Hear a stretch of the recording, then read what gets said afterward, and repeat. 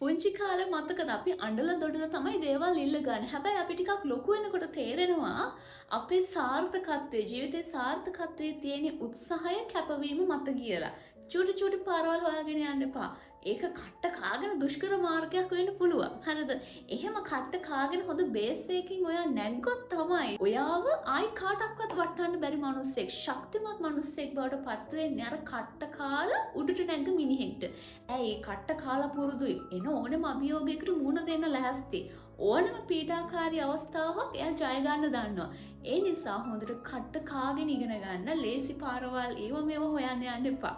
ඔයාට කන්න හම්බෙන්න එක ව්‍යංජනයක් එක්ක බත සමහරලාට එක වේලක් දෙකක් මග ඇරෙනවද කමක් නැහැ.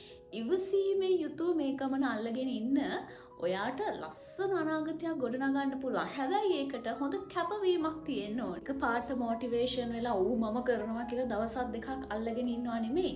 දිගට මේක අල්ලගෙන ඉන්න ඕනේ. ප්ලෑන් එකක් අතුව වැඩ කරන්න ඕනේ.